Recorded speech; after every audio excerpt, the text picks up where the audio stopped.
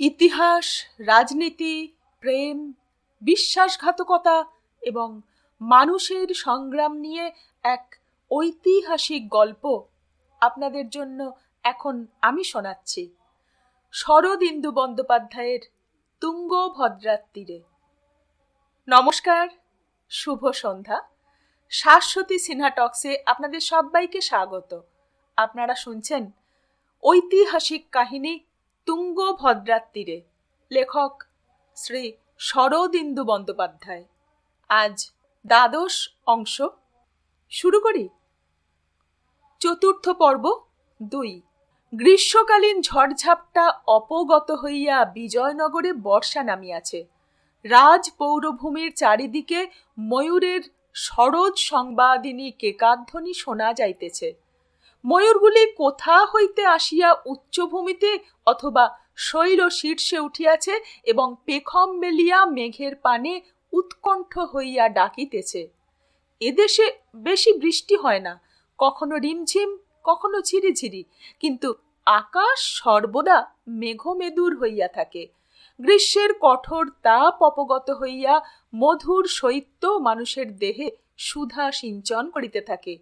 দিবা ভাগে সূর্যদেব যেন অঙ্গে ধূসর আস্তরণ টানিয়া ঘুমাইয়া পড়েন। রাত্রিগুলি দেবভোগ্য স্বর্গের রাত্রি হইয়া দাঁড়ায়। পীতবর্ণ তৃণপাদপ ধীরে ধীরে হরিত বর্ণ ধারণ করে। পাহাড়ের খাঁজে খাঁজে গাঢ় সবুজের রেখা তুঙ্গভদ্রার শীর্ণধারা অলক্ষিতে পূর্ণ হইয়া উঠিতে থাকে। বর্ষা সমাগমে অর্জুন ও বলরামকে গুহা ছাড়িতে হইয়াছিল। গুহার ছাদের ফুটা দিয়া জল পড়ে। মন্ত্রী মহাশয় তাহাদের বাসের অন্য ব্যবস্থা করিয়াছিলেন। কুমার কম্পনের নূতন প্রাসাদ শূন্য পড়িয়াছিল। তাহারা প্রাসাদের নিম্নতলে আশ্রয় পাইয়াছিল। বলরাম গৃহের রন্ধনশালায় কামারশালা পাতিয়াছিল। চাতুর্মাস্য ব্রতারম্ভের দিনটি আরম্ভ হইল টিপি টিপি বৃষ্টি লইয়া। অর্জুন প্রত্যুষে উঠিয়া রাজ সকাশে চলিল। চারিদিক অন্ধকার, মেঘের আড়ালে রাত্রি শেষ হইয়াছে কিনা বোঝা যায় না। হেমকূট পর্বতের শৃঙ্গে এখনো ধিকি ধিকি আগুন জ্বলিতেছে। সভা ভবনের নিকটে আসিয়া অর্জুন দ্বিতলের একটি বিশেষ গবাক্ষের দিকে দৃষ্টি উৎক্ষিপ্ত করিল। গবাক্ষে আবছায়া একটি মুখ দৃষ্টিগোচর হইল। বিদ্যুন্মালা দাঁড়াইয়া আছেন। তিনি প্রত্যহ এই সময়ে অর্জুনের দর্শন আশায় গবাক্ষে আসিয়া দাঁড়াইয়া থাকেন। অর্জুনের হৃদয় মথিত করিয়া একটি দীর্ঘশ্বাস পড়িল। ইহার শেষ কোথায়? রাজার বিরাম ভবনে সকলে জাগিয়া উঠিয়াছে। গত রাত্রে রাজা বিরাম ভবনেই ছিলেন। তিনি স্নান সারিয়া পূজায় বসিয়াছেন। অর্জুন সোপান দিয়া উপরে আসিয়া রাজার কক্ষে দাঁড়াইল। কক্ষে কেহ নাই। অর্জুন রাজার অপেক্ষায় দাঁড়াইয়া রহিল। ছায়াচ্ছন্ন কক্ষ, বাতায়নগুলি অচ্ছাভ আলোর চতুষ্কোণ রচনা করিয়াছে। সহসা পাশের একটি পর্দা ঢাকা দ্বার দিয়া বিদ্যুন্মালা প্রবেশ করিলেন। তাহার চোখে বিভ্রান্ত ব্যাকুলতা। তিনি লঘু পদে অর্জুনের কাছে আসিয়া তাহার হাতে হাত রাখিলেন। সংহত স্বরে বলিলেন, আজ কি দিন জানো? চাতুর্মাস্য আরম্ভের দিন। কাল শ্রাবণ মাস পড়বে। অর্জুন নির্বাক দাঁড়াইয়া রহিল। বিদ্যুন্মালা আরো কাছে আসিয়া অর্জুনের স্কন্ধে হাত রাখিয়া বলিলেন, তুমি কি আমাকে সত্যিই চাও না? আমি কি তবে আত্মহত্যা করব? কি করব তুমি বলে দাও। এই সময় একটি দ্বারের পর্দা একটু নড়িল। পিঙ্গলা কক্ষে প্রবেশ করিতে গিয়া থমকিয়া রহিল। দেখিল বিদ্যুন্মালা অর্জুনের কাঁধে হাত রাখিয়া নিম্নস্বরে কথা বলিতেছেন। অর্জুন বা বিদ্যুন্মালা পিঙ্গলাকে দেখিতে পাইলেন না। অর্জুন অতি কষ্টে কণ্ঠ হইতে স্বর বাহির করিল, আমি কি বলবো? তুমি যাও, এখনই রাজা আসবেন। বিদ্যুন্মালা বলিলেন, আমি যাচ্ছি, কিন্তু আজ সন্ধ্যার পর আমি তোমার কাছে যাব। বিদ্যুন্মালা নিঃশব্দ পদে অন্তর্হিতা হইলেন। অল্পক্ষণ পরে পিঙ্গলা অন্য দ্বার দিয়া প্রবেশ করিল। অর্জুনের প্রতি একটি সুতীক্ষ্ণ বঙ্কিম কটাক্ষপাত করিয়া বলিল, এই যে অর্জুন ভদ্র, আপনি একলা রয়েছেন, মহারাজের পূজা শেষ হয়েছে, তিনি এখনই আসবেন। অর্জুন গলার মধ্যে শব্দ করিল, কথা বলিতে পারিল না, তাহার বুকের মধ্যে তোলপাড় করিতেছিল। 2 দণ্ড পরে মণিকঙ্কনা ও বিদ্যুন্মালা পম্পাপতির মন্দিরে চলিয়া গেলেন।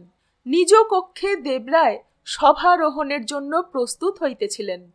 পালঙ্কের কাছে দাঁড়াইয়া পিঙ্গলা তাহার বাহুতে অঙ্গদ পরাইয়া দিতেছিল। অর্জুন দূরে দ্বারের নিকট প্রতীক্ষা করিতেছিল। রাজার কপালে কুঙ্কুম তিলক পরাইতে পরাইতে পিঙ্গলা মৃদুস্বরে রাজাকে কিছু বলিল। রাজা পূর্ণ দৃষ্টিতে তাহার পানে চাহিলেন। পিঙ্গলা আবার কিছু বলিল। রাজা আরও কিছুক্ষণ তাহার পানে চাহিয়া থাকিয়া অর্জুনের দিকে মুখ ফিরাইলেন। স্বর ঈষৎ চড়াইয়া বলিলেন, অর্জুন বর্মা, তুমি সভায় গিয়া বলো আজ আমি সভায় যাব না, তুমি সভা থেকে গৃহে ফিরে যাও, আজ আর তোমাকে প্রয়োজন হবে না। রাজাকে প্রণাম করিয়া অর্জুন চলিয়া গেল। সোপান দিয়া নামিতে নামিতে তাহার হৃৎপিণ্ড আশঙ্কায় ধকধক করিতে লাগিল। রাজার কণ্ঠস্বরে আজ যেন অনভ্যস্ত কঠিনতা ছিল। তিনি কি কিছু জানিতে পারিয়াছেন? পিঙ্গলা কি? অপরাধ না করিয়াও যাহারা অপরাধীর অধিক মানসিক যন্ত্রণা ভোগ করে, অর্জুনের অবস্থা তাহাদের মতো। বিরাম কক্ষে দেবরায় পালঙ্কে বসিয়াছিলেন। তিনি পিঙ্গলার পানে গম্ভীর চক্ষু তুলিয়া বলিলেন, অর্জুন সম্বন্ধে গোপন কথা কি আছে? পিঙ্গলা রাজার পায়ের কাছে ভূমিতলে বসিল, করজোড়ে বলিল, আর্য, অভয় দিন। রাজা বলিলেন, নির্ভয়ে বলো। পিঙ্গলা তখন ধীরে ধীরে বলিতে আরম্ভ করিল, কিছুদিন থেকে দাসীদের মধ্যে কানাকানি শুনছিলাম, দেবী বিদ্যুন্মালা নাকি অন্তরালে অর্জুন বর্মার সঙ্গে বাক্যালাপ করেন। আমি শুনেও গ্রাহ্য করিনি। অর্জুন বর্মা দেবী বিদ্যুন্মালার সঙ্গে নৌকোয় এসেছেন, তাকে নদী থেকে উদ্ধার করেছিলেন, সুতরাং তাদের মধ্যে বাক্যালাপ অস্বাভাবিক নয়। কিন্তু আজ আমি নিজের চোখে দেখেছি মহারাজ। কি দেখেছ? তখন পিঙ্গলা যাহা দেখিয়াছিল শুনিয়াছিল রাজাকে শুনাইল। বিদ্যুন্মালা অর্জুনের কাঁধে হাত রাখিয়া অত্যন্ত ঘনিষ্ঠভাবে যাহা যাহা বলিয়াছিলেন তাহার পুনরাবৃত্তি করিল। কিছু বাড়াইয়া বলিল না, কিছু কমাইয়াও বলিল না। রাজা শুনিয়া বজ্রগর্ভ মেঘের ন্যায় মুখ অন্ধকার করিয়া বসিয়া রহিলেন। বলরাম একটি নূতন কামান প্রস্তুত করিয়াছিল। সেদিন সন্ধ্যাবেলা সেটি থলিতে ভরিয়া সে বাহির হইল। অর্জুনকে বলিয়া গেল, রাজাকে কামান দিতে যাচ্ছি, সেই সঙ্গে বিয়ের কথাটাও পাকা করে আসব। একটা বউ না হলে ঘরদোর আর মানাচ্ছে না। অর্জুন নিজ শয্যায় লম্বমান হইয়া ছাদের পানে চাহিয়াছিল। উঠিয়া প্রদীপ জ্বালিল, তারপর ঘরময় পদচারণ করিয়া বেড়াইতে লাগিল। ভালোবাসা পাইয়াও সুখ নাই, একটি অনির্দিষ্ট আশঙ্কা তাহার অন্তঃকরণকে গ্রাস করিয়া রাখিয়াছে, যেন মরণাধিক একটা মহাবিপদ অলক্ষ্যে ওত পাতিয়া আছে, কখন অকস্মাৎ ঘাড়ে লাফাইয়া পড়িবে।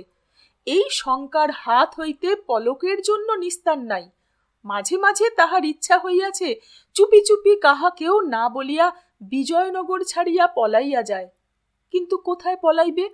বিজয়নগর তাহার হৃদয়কে লৌহ জটিল বন্ধনে পাকে পাকে জড়াইয়া ধরিয়াছে। বিজয়নগর ছাড়িয়া আর সে মুসলমান রাজ্যে ফিরিয়া যাইতে পারিবে না। প্রাণ যায় সেও ভালো। কঙ্কন কিঙ্কিনীর মৃদু শব্দে অর্জুন দাঁড়াইয়া পড়িল। ঘাড় ফিরাইয়া দেখিল বিদ্যুন্মালা দ্বারের সম্মুখে আসিয়া কক্ষের এদিক ওদিক দৃষ্টিপাত করিতেছেন। বলরাম নাই দেখিয়া তিনি অর্জুনের সম্মুখে আসিয়া দাঁড়াইলেন। দীপের স্নিগ্ধ আলোক স্পর্শে তাহার সর্বাঙ্গে রত্নালঙ্কার ঝলমল করিয়া উঠিল। বিদ্যুন্মালা ভঙ্গুর হাসিয়া গদগদ কণ্ঠে বলিলেন, আমি মরতে চাই না, আমি তোমাকে চাই। আমার লজ্জা নেই, অভিমান নেই, আমি শুধু তোমাকে চাই। 2 বাহু বাড়াইয়া তিনি অর্জুনের গলা জড়াইয়া লইলেন। একটি ক্ষুদ্র নিঃশ্বাস ফেলিয়া তাহার বুকে মাথা রাখিলেন। অর্জুন জগৎ ভুলিয়া গেল।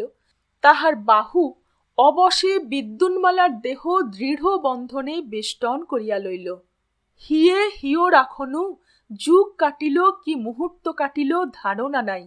হৃদয় কোন অতল স্পর্শ অমৃত সাগরে ডুবিয়া গিয়াছে, প্রতি অঙ্গে রোমহর্ষণ।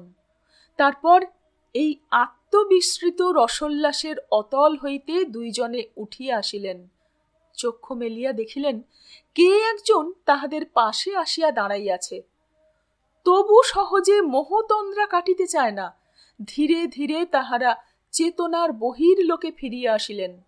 যিনি দাঁড়াইয়া আছেন তিনি মহারাজ দেবরায়। এই ভয়ঙ্কর সত্য সম্পূর্ণরূপে অন্তরে প্রবেশ করিলে দুইজনে বিদ্যুৎ স্পৃষ্টের ন্যায় বিচ্ছিন্ন হইয়া দাঁড়াইলেন। রাজা বিদ্যুন্মালার দিকে তাকাইলেন না। অর্জুনের উপর দৃষ্টি স্থির রাখিয়া ভয়াল কণ্ঠে বলিলেন, অর্জুন বর্মা। অর্জুন নত মুখে রহিল, মুখে কথা জোগাইল না। রাজা যে দৃশ্য দেখিয়াছেন তাহার একমাত্র অর্থ হয়, দ্বিতীয় অর্থ হয় না। সুতরাং বাক্যব্যয় নিষ্প্রয়োজন। রাজার কোটি হইতে তরবারি বিলম্বিত ছিল। রাজা তাহার মুষ্টিতে হাত রাখিলেন। বিদ্যুন্মালা ত্রাস বিস্ফারিত নেত্রে রাজার পানে চাহিয়াছিলেন। তিনি সহসা মুখে অব্যক্ত আকুতি করিয়া রাজার পদতলে পতিত হইলেন। ব্যাকুল কণ্ঠে বলিয়া উঠিলেন, রাজাধিরাজ, অর্জুন বর্মাকে ক্ষমা করুন। ওর কোনো দোষ নেই, আমি অপরাধিনী। হত্যা করতে হয় আমাকে হত্যা করুন।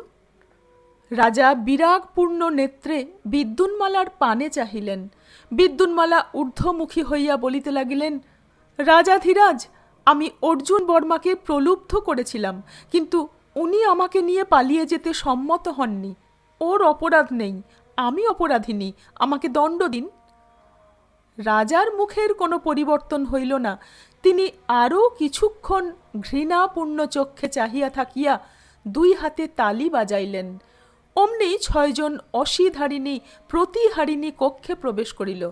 তাহাদের অগ্রে পিঙ্গলা। রাজা বলিলেন, রাজকুমারীকে মহলে নিয়ে যাও। পিঙ্গলা বিদ্যুন্মালার হাত ধরিয়া তুলিল, সহজ স্বরে বলিল, আসুন দেবী। বিদ্যুন্মালা একবার রাজার দিকে একবার অর্জুনের দিকে চাহিলেন। তারপর অধর দংশন করিয়া গর্বিত পদক্ষেপে দাসীদের সঙ্গে প্রস্থান করিলেন। তিনি রাজকন্যা, দাসী কিঙ্করীর সম্মুখে দীনতা প্রকাশ করা চলিবে না। কক্ষে রহিলেন রাজা এবং অর্জুন। রাজা বহ্নিমান শৈল শৃঙ্গের ন্যায় জ্বলিতেছেন, অর্জুন তাহার সম্মুখে মুহ্যমান। রাজার হাত আবার তরবারির মুষ্টির উপর পড়িল। তিনি বলিলেন, রাজকন্যা যা বলে গেলেন তা সত্য? অর্জুন জানে রাজকন্যার কথা সত্য, কিন্তু নিজের প্রাণ রক্ষার জন্য তাহার স্কন্ধে সমস্ত দোষ চাপাইতে পারিবে না। সে একবার মুখ তুলিয়া আবার মুখ নত করিল। ধীরে ধীরে বলিল, আমিও সমান অপরাধী মহারাজ। রাজা গর্জিয়া উঠিলেন, কৃতঘ্ন, বিশ্বাসঘাতক, এ অপরাধের দণ্ড জানো? অর্জুন মুখ তুলিল না, বলিল, জানি মহারাজ। রাজা বলিলেন, মৃত্যুদণ্ডই তোমার একমাত্র দণ্ড, কিন্তু তুমি একদিন আমার প্রাণ রক্ষা করেছিলে, আমিও তোমার প্রাণদান করলাম। যাও, এই দণ্ডে আমার রাজ্য ত্যাগ করো। অহোরাত্র পরে যদি তোমাকে বিজয়নগর রাজ্যে পাওয়া যায়, তোমার প্রাণদণ্ড হবে। বিজয়নগরে তোমার স্থান নেই। অর্জুনের কাছে ইহা প্রাণদণ্ডের চেয়েও কঠিন আজ্ঞা, কিন্তু সে নতজানু হইয়া যুক্ত করে বলিল, যথা আজ্ঞা মহারাজ। 2 দণ্ড পরে বলরাম গৃহে প্রবেশ করিতে করিতে বলিল, রাজার সাক্ষাৎ পেলাম না, তিনি বিরাম ভবনে নেই। এ কি অর্জুন?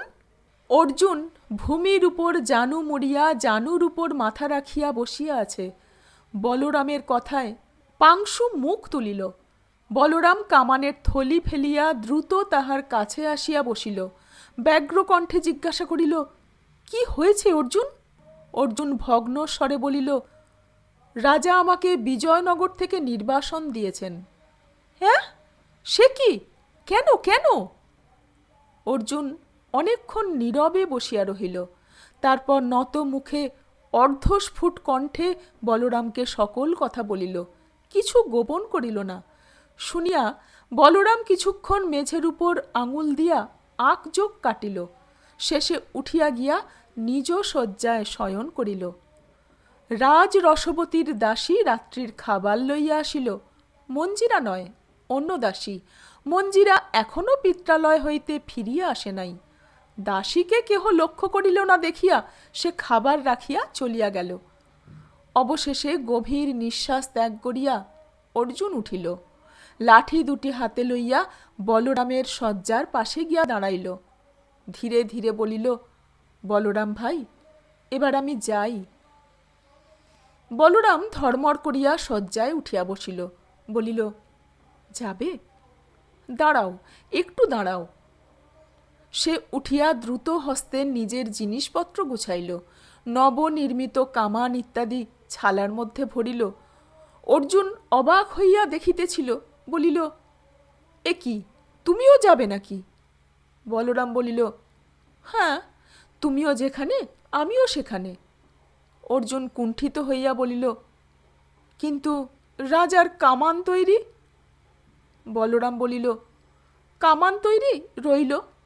ক্ষণেক স্তব্ধ থাকিয়া অর্জুন বলিল, আর মঞ্জিরা? বলরাম বলিল, মঞ্জিরা রইল। যেখানে মেয়ে মানুষ সেখানেই আপদ। চলো বেরিয়ে পড়া যাক। আরে, খাবার দিয়ে গেছে দেখছি, এসো খেয়ে নি। আবার কবে রাজভোগ জুটবে কে জানে। অর্জুনের ক্ষুধা তৃষ্ণা ছিল না, তবু সে বলরামের সঙ্গে খাইতে বসিল। আহার আনতে দুই বন্ধু বাহিরে আসিল। বলরাম বলিল, চলো আগে বাজারে যাই। পান সুপারির বাজার তখনও সব বন্ধ হয় নাই। বলরাম চিড়া ও গুড় কিনিয়া ঝোলায় রাখিল। ঝোলা কাঁধে ফেলিয়া বলিল, পাথেও সংগ্রহ হলো, এবার চলো। কোন দিকে যাবে? পশ্চিম দিকে। পূব দিকের সীমান্ত অনেক দূরে, পশ্চিমের সীমান্ত কাছে। শুনেছি পশ্চিম দিকে সমুদ্র তীরে কয়েকটি ছোট ছোট রাজ্য আছে। আকাশ মেঘাচ্ছন্ন, নগরের কর্মকলধ্বনি শান্ত হইয়া আসিতেছে। হেমকূট চূড়ায় অগ্নিস্তম্ভ অস্থির শিখায় জ্বলিতেছে। অর্জুন একটি গভীর নিঃশ্বাস ফেলিল। তারপর হৃদয়ে অবরুদ্ধ আবেগ লইয়া অন্ধকার নিরুদ্দেশের পথে পা বাড়াইল। সহায়হীন যাত্রাপথে বন্ধু তাহার সঙ্গ লইয়াছে, ইহাই তাহার একমাত্র ভরসা। ৩. মহারাজ দেবরায় ক্রোধে ক্ষিপ্ত হইয়া গিয়াছিলেন, তথাপি তাহার ন্যায় বুদ্ধি ক্রোধের অগ্নিবন্যায় ভাসিয়া যায় নাই। তিনি স্বভাবতই ধীর প্রকৃতির মানুষ, নচেত সেদিন অর্জুন প্রাণে বাঁচিত না। কিন্তু মানুষ যতই ধীর প্রকৃতির হোক, এমন একটা দৃশ্য চোখে দেখিবার পর সহজে মাথা ঠান্ডা হয় না। নিজের বাগদত্তা বধূ অন্য পুরুষের আলিঙ্গনাবদ্ধ। কয়জন রাজা রক্তদর্শন না করিয়া শান্ত হইতে পারেন? দেবরায় বিরাম ভবনে ফিরিয়া আসিলেন। কোটি হইতে তরবারি খুলিয়া দূরে নিক্ষেপ করিয়া পালঙ্কের পাশে বসিলেন। পিঙ্গলা বোধহয় শিলাকুট্টিমের উপর তরবারির ঝনৎকার শুনিতে পাইয়াছিল। দ্রুত আসিয়া রাজার পায়ের কাছে বসিল। জিজ্ঞাসু নেত্রে রাজার মুখের পানে চাহিল। রাজা একবার কক্ষের চারিদিকে কষায়িত দৃষ্টি ফিরাইলেন, তারপর কঠিন স্বরে বলিলেন, বিদ্যুন্মালাকে স্বতন্ত্র কক্ষে রাখো। দ্বারে প্রহরিণী থাকবে, আমার বিনা আদেশে কোথাও বেরুতে পারবে না। পিঙ্গলা বলিল, ভালো মহারাজ, কিন্তু বিদ্যুন্মালা ও মণিকঙ্কনা প্রত্যহ প্রাতে পম্পাপতির মন্দিরে যান, তার কি হবে? দেবরায় বিবেচনা করিলেন। ক্রোধের যুক্তিহীনতা কিঞ্চিত উপশম হইল। পরপুরুষ স্পর্শের দোষ খালনের জন্য পম্পাপতির পূজা, অথচ এ কি বিড়ম্বনা! যা হোক, হঠাৎ পম্পাপতির মন্দিরে যাতায়াত বন্ধ করিয়া দিলে লোকে নানা প্রকার সন্দেহ করিবে, তাহা বাঞ্ছনীয় নয়। রাজ অন্তপুরের কলঙ্ক কথা যতক্ষণ চাপা থাকে ততক্ষণই ভালো। বিদ্যুন্মালা হাজার হোক রাজকন্যা, তাহার সম্বন্ধে সমুচিত চিন্তা করিয়া কাজ করিতে হইবে।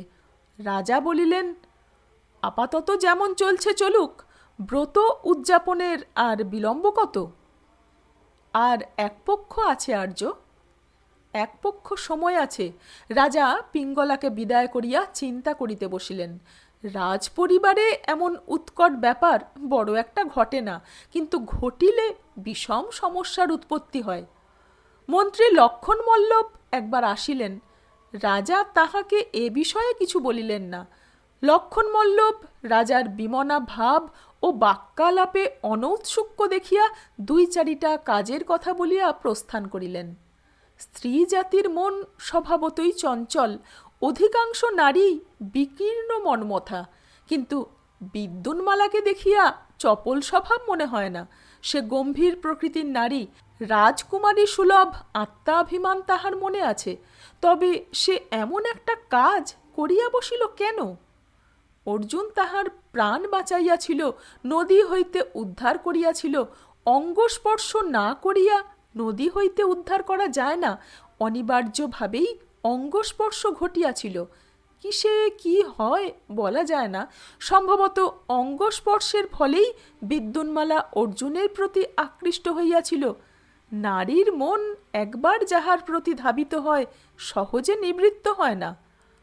আর অর্জুন, সে প্রভুর সহিত এমন বিশ্বাসঘাতকতা করিল। অর্জুনের চরিত্র স্বভাবতই সৎ, এ বিষয়ে কোনো সন্দেহ নাই। তাহার প্রত্যেক কার্যে তাহার সৎ স্বভাব সুপরিস্ফুট। হয়তো বিদ্যুন্মালার কথাই সত্য, সে অর্জুনকে প্রলুব্ধ করিয়াছিল। রমণীর কুহক ফাঁদে আবদ্ধ হইয়া কত সচ্চরিত্র যুবার সর্বনাশ হইয়াছে, তাহার আর ইয়ত্তা নাই। অর্জুন শাস্তি পাইয়াছে। এখন প্রশ্ন এই, বিদ্যুন্মালাকে লইয়া কি করা যায়? জানিয়া শুনিয়া তাহাকে বিবাহ করা অসম্ভব, অথচ বিবাহ না করিয়া তাহাকে পিতৃরাজ্যে ফিরাইয়া দেওয়াও যায় না। গজপতি ভানুদেব সামান্য ব্যক্তি নন, তিনি এই অপমান সহ্য করিবেন না। আবার যুদ্ধ বাঁধিবে, যে মিত্র হইয়াছে সে আবার শত্রু হইবে। বিষ খাওয়াইয়া কিংবা অন্য কোনো উপায়ে বিদ্যুন্মালার প্রাণনাশ করিয়া অপঘাত বলিয়া রটনা করিয়া দিলে সমস্যার সমাধান হয়। কিন্তু মণিকঙ্কনা প্রবেশ করিল। তাহার মুখ শুষ্ক, চক্ষু দুটি আতঙ্কে বিস্ফারিত। দ্বিধাজড়িত পদে সে পালঙ্কের পাশে আসিয়া দাঁড়াইল।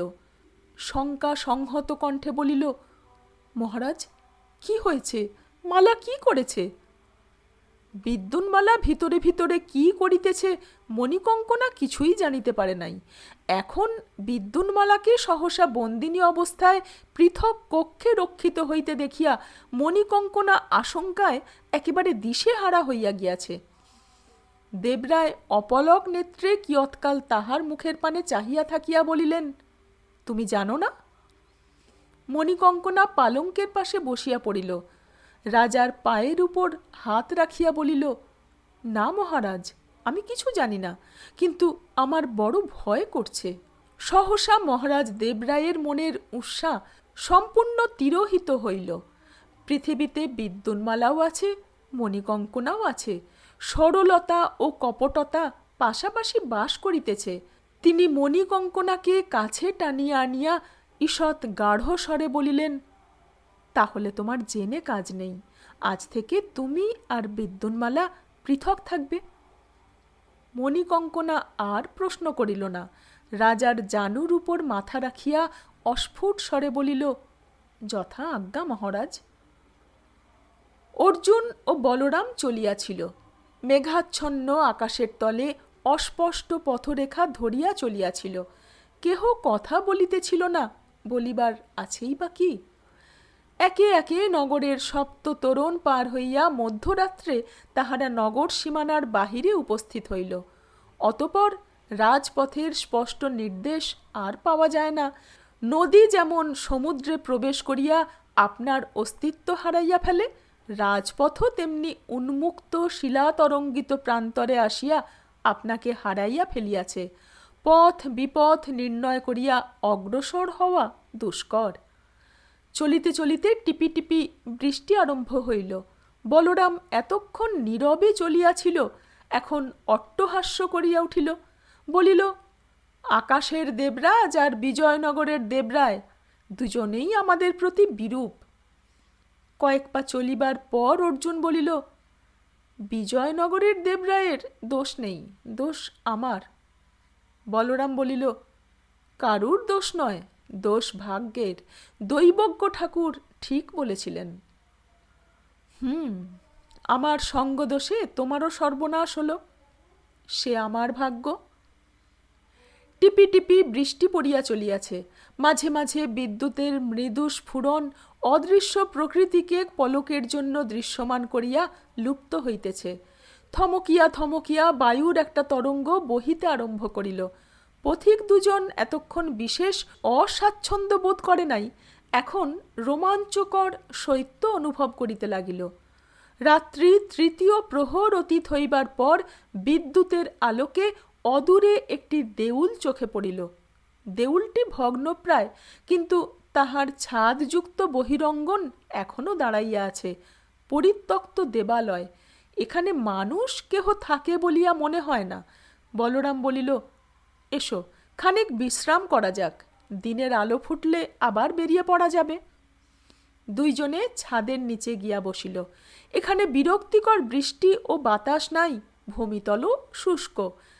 কিছুক্ষণ বসিয়া থাকিবার পর বলরাম পদদ্বয় প্রসারিত করিয়া শয়ন করিল। অর্জুনের দেহ অপেক্ষা মন অধিক ক্লান্ত। সে জানুর উপর মাথা রাখিয়া অবসন্ন মনে ভাবিতে লাগিল, বিদ্যুন্মালার ভাগ্যে কি আছে। দুজনেই ঘুমাইয়া পড়িয়াছিল। ঘুম ভাঙিল পাখির ডাকে। আকাশের মেঘ ভেদ করিয়া দিনের আলো ফুটিয়াছে। কয়েকটা চটক পক্ষী মণ্ডপের তলে উড়িয়া কিচিরমিচির করিতেছে। আশেপাশে কোথাও মানুষের চিহ্ন নাই, দেউলে দেবতার বিগ্রহ নাই। অর্জুন ও বলরাম আবার বাহির হইয়া পড়িল। বৃষ্টি থামিয়াছে, মেঘের গায়ে ফাটল ধরিয়াছে, তাহার ভিতর দিয়া নীল আকাশ দেখা যাইতেছে। বলরাম ঝুলি হইতে এক মুঠি চিঁড়া বাহির করিয়া অর্জুনকে দিল, নিজে এক মুঠি লইল, বলিল, খেতে খেতে চলো। বলরাম চিঁড়া চিবাইতে চিবাইতে চারিদিকে চাহিতে চাহিতে চলিল। বলিল, এখানে মানুষজন নেই বটে, কিন্তু আগে জনবসতি ছিল, হয়তো গ্রাম ছিল। এখনো তার চিহ্ন পড়ে রয়েছে চারিদিকে। কতদিন আগে গ্রাম ছিল কে জানে। অর্জুন একবার চক্ষু তুলিয়া ইতস্তত বিক্ষিপ্ত গৃহের ভগ্নাবশেষগুলি দেখিল। বলিল, 50-60 বছরের বেশি নয়। হয়তো মুসলমানেরা এদিক থেকে বিজয়নগর আক্রমণ করেছিল, তারপর গ্রাম ছারখার করে দিয়ে চলে গেছে। তাই হবে। ক্রমে সূর্যোদয় হইল। ছিন্ন মেঘের ফাঁকে কাঁচা রৌদ্র চতুর্দিকে ছড়াইয়া পড়িল। পাশে তুঙ্গভদ্রার জল ঝলমল করিয়া উঠিল। তাহারা পশ্চিম দিকে যাইতেছে, ডান দিকে তুঙ্গভদ্রা, কিন্তু তাহারা তুঙ্গভদ্রার বেশি কাছে যাইতেছে না, 7-8 রজ্জু দূর দিয়া যাইতেছে।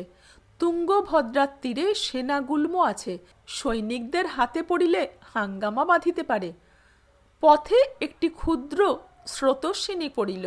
বর্ষার জলে খরস্রোতা, কিন্তু অগভীর। দক্ষিণ দিক হইতে আসিয়া তুঙ্গভদ্রায় মিলিয়াছে। অর্জুন ও বলরাম জলে নামিয়া অঞ্জলি ভরিয়া জল পান করিল। তারপর 1 হাঁটু জল পার হইয়া চলিতে লাগিল। তরঙ্গায়িত ভূমি শিলাখণ্ডের ফাঁকে ফাঁকে তৃণোদ্গম হইয়াছে। পথের চিহ্ন নাই। আকাশে কখনো রৌদ্র, কখনো ছায়া। 2 পান্থ চলিয়াছে। সূর্যাস্তের পূর্বে বিজয়নগর রাজ্যের সীমানা পার হইয়া যাইতে হইবে। দ্বীপ্রহরে তাহারা একটি পয়ন আলোকের তীরে বসিয়া গুড় সহযোগে চিড়া ভক্ষণ করিল। তারপর পয়ঃপ্রণালীতে জল পান করিয়া আবার চলিতে লাগিল। অপরাহ্নে তাহারা একটি বিস্তীর্ণ উপত্যকায় পৌঁছিল। উপত্যকার পশ্চিম প্রান্তে অপেক্ষাকৃত উচ্চ পর্বত প্রাকারের ন্যায় দাঁড়াইয়া আছে। বোধহয় এই পর্বতই বিজয়নগর রাজ্যের অপরান্ত। উপত্যকার উপর দিয়া যাইতে যাইতে 2 পান্থ লক্ষ্য করিল, আশেপাশে নিকটে দূরে বহু স্তূপ রহিয়াছে। স্তূপগুলির অভ্যন্তরস্থ পাথর দেখা যায় না, বহু যুগের ধুলা ও বালুকায় ঢাকা পড়িয়াছে। মনে হয় সুদূর অতীতকালে এই উপত্যকায় একটি সমৃদ্ধ জনপদ ছিল, তারপর কালের আগুনে পুড়িয়া ভগ্ন স্তূপে পরিণত হইয়াছে। মানুষের হস্তাবলেপের সব চিহ্ন নিঃশেষে মুছিয়া গিয়াছে। অর্জুন ও বলরাম প্রাকার সদৃশ্য পর্বতের পদমূলে যখন পৌঁছিল তখন সূর্যাস্ত হয় নাই বটে, কিন্তু সূর্য পর্বতের আড়ালে ঢাকা পড়িয়াছে। পর্বতের পৃষ্ঠদেশে এক সারি উচ্চ পাষাণ স্তম্ভ দেখিয়া বোঝা যায় ইহাই বিজয়নগর রাজ্যের পশ্চিম সীমানা। বলরাম ঊর্ধ্বে চাহিয়া বলিল, এই পাহাড়টা পার হলেই আমরা মুক্ত। চলো, বেলা থাকতে থাকতে পার হয়ে যাই। পর্বত গাত্র পিচ্ছিল, সাবধানে উপরে উঠিতে উঠিতে বলরাম মন্তব্য করিল, ওপারে কাদের রাজ্য কে জানে। অর্জুন বলিল, যদি মুসলমান রাজ্য হয়। বলরাম বলিল, যদি মুসলমান রাজ্য হয় অন্য রাজ্যে চলে যাব। দক্ষিণ সমুদ্র তীরে দুই একটি স্বাধীন হিন্দু রাজ্য আছে। পাহাড়ে বেশি দূর উঠিতে হইল না, অল্প দূরে উঠিয়া তাহারা দেখিল সম্মুখেই একটি গুহার মুখ। বহুকাল পূর্বে এই গুহা মানুষের দ্বারা ব্যবহৃত হইত। গুহার মুখে উচ্চ খিলান দিয়া বাঁধানো ছিল। এখন খিলান ভাঙিয়া পড়িয়া গুহা মুখে স্তূপীভূত হইয়াছে, কিন্তু গুহার মুখ একেবারে বন্ধ হইয়া যায় নাই। বলরাম গুহার মধ্যে উঁকি ঝুঁকি মারিয়া বলিল, আমাদের দেখছি গুহা ভাগ্য প্রবল, যেখানে যাই সেখানেই গুহা। বলরাম একটি প্রস্তর খণ্ডের উপর বসিল, আকাশের দিকে দৃষ্টিক্ষেপ করিয়া বলিল, রাত্রে বোধহয় আবার বৃষ্টি হবে। পাহাড়ের ওপারে আশ্রয় পাওয়া যাবে কিনা ঠিক নেই। কি বলো, আজ রাত্রিটা গুহাতেই কাটাবে? অর্জুন নির্লিপ্ত স্বরে বলিল, তোমার যেমন ইচ্ছা। তবে এসো, এই বেলা গুহায় ঢুকে পড়া যাক। বলরাম উঠিয়া গুহায় প্রবেশের উপক্রম করিল। এই সময় অর্জুনের দৃষ্টি পড়িল গুহা মুখের একটি প্রস্তর ফলকের উপর। অসমতল প্রস্তর ফলকের গাত্রে প্রাচীন কর্ণাটী লিপিতে কয়েকটি আঁকাবাঁকা শব্দ খোদিত রহিয়াছে। অপটু হস্তে পাষাণ কাটিয়া কেহ এই শব্দগুলি খোদিত করিয়াছিল। বহুকালের রৌদ্র বৃষ্টির প্রকোপে অস্পষ্ট হইয়া গিয়াছে, তবু যত্ন করিলে পাঠোদ্ধার করা যায়। দেবদাসী তনুশ্রী গৌড় নিবাসী শিল্পী মীনকেতুকে কামনা করিয়াছিল। অর্জুন কিছুক্ষণ এই শিলালেখের প্রতি চাহিয়া রহিল, তারপর বাহিরে একটি শিলাখণ্ডের উপর গিয়া বসিল।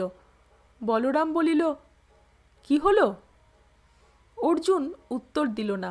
বহু দূর অতীতের এক পরিচয়হীনা নারীর কথা ভাবিতে লাগিল।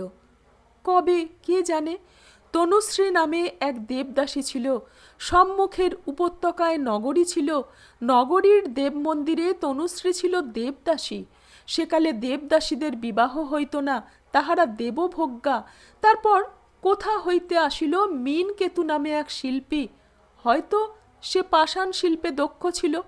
যে মন্দিরে তনুশ্রী ছিল দেবদাসীদের অন্যতমা, সেই মন্দিরের শিল্প শোভা রচনার জন্য শিল্পী মীনকেতু আসিয়াছিল।